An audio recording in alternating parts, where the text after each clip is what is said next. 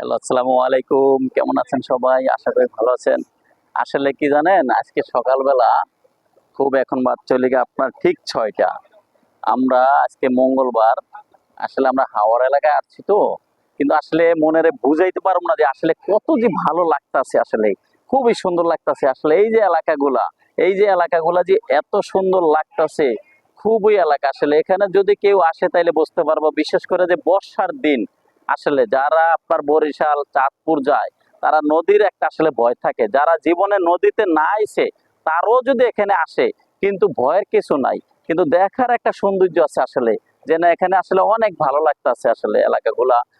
আর সবচেয়ে বড় বিষয় লেগে কি, কিছু কিছু জায়গা আছে দেখা যায় কি একটু চর আছে, নদীটা অনেক বড় লাগতেছে, স্কুলগুলো আছে, খুব সুন্দর লাগতেছে। আসলে জীবনে অনেকবার শুনছি যে হাওড় এলাকা আসলে কি জিনিস, কিন্তু এখন আজকে আসছি তো, আসলে অনেক ভালো লাগতেছে। মেঘলা আকাশ, ঝিরঝির বৃষ্টি পড়তেছে, কিন্তু বিষয়টা হচ্ছে কি, খুবই সুন্দর লাগতেছে আসলে এলাকাগুলা, খুবই ভালো লাগতেছে।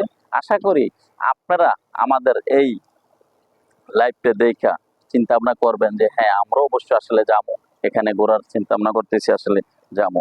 শোনেন, অনেক সময় আপনার মন আছে, কিন্তু দেখা যায় কি, চিন্তা করেন, ভয় মনে হয় যে না, ভয় লাগতেছে, যাবো না, না যাবো, যাবো না, না যাবো, এটা করবেন না।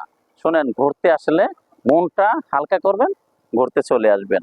আসলে ঘুরলে কিন্তু আপনার মন ভালো থাকে। সবসময় এটা খেয়াল রাখবেন, কাজের ফাঁকে ফাঁকে আসলে ঘুরবেন, বউ বাচ্চার একটু সময় দিবেন, ছেলে মেয়েকে সময় দিবেন, দেখবেন আপনাদের মনও ভালো লাগবে আসলে। এই যে যে দৃশ্যগুলো দেখতেছেন, খুবই সুন্দর দৃশ্যগুলো দেখেন, নীল আকাশ, মেঘলা মেঘলা আকাশ, মনে হইতেছে যে নদীটা অনেক বড় মনে হইতেছে, কিন্তু আসলে এটা হলো হাওরের বিল। এটা খুবই সুন্দর আসলে এলাকাটা, খুবই আপনাদের ভালো লাগবে। আপনাদেরকে এত সুন্দর লাগবে। এই যে দেখেন পাশে যে বাড়িগুলো আছে, এই যে বাড়িগুলো খুব সুন্দর বাড়িগুলো, দেখেন দেখার মতো, খুবই সুন্দর ঘর দুয়ার। আসলে এখানে অনেক, মানে এখানে আসলে এক কথা বলতে গেলে সম্পূর্ণ এই এলাকায় আপনি যদি আসেন, আপনার পুরা নিরাপত্তায় ঢাকা আছেন। এমন কোন দৃশ্য যে এনে ঝড় তুফান বৃষ্টি হলে যে নদীতে কোনো সমস্যা আছে, ঘুরতে কোনো সমস্যা হবে। বিশেষ করে এই পর্যন্ত আমরা ঢাকা থেকে রাত 12টা বাজে ট্রেনে উঠছি। রাত 12টা বাজে ট্রেনে ওঠার পরে এই পর্যন্ত আল্লাহর রহমতে আমাদের কোনো ঝামেলা, কোনো সমস্যাই হয় নাই আসলে। সবচেয়ে বড় বিষয়টা কি, একটা জিনিস আসলে না বললেই নয়, একটা জিনিস না বললে নয়, কেন জানেন? আমরা আসলে এখানে ভৈরব আসছি।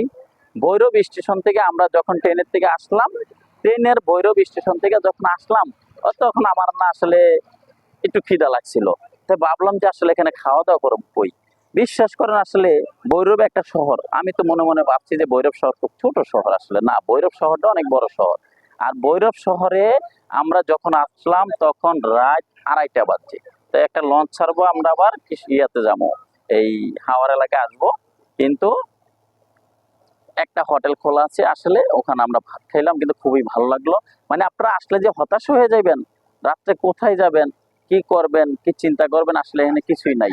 আপনারা এখানে খুব ভালো মতন আসলে সময়টা কাটাইতে পারবেন, খুব শান্তি মতন আসলে সময় কাটাইতে পারবেন, খুব আসলে আনন্দ ভোগ করতে পারবেন। আসেন, আপনারা এই এলাকায় আসেন, দেখেন, খুব সুন্দর হাওড়া এলাকা, খুবই ভালো লাগতেছে। আসলে কি, যতই আমরা যাইতেছি না, ততই আসলে ভালো লাগতেছে। মানে এমন কোনো চিন্তাধারা, কোনো কিছুই আসলে আসতেছে না।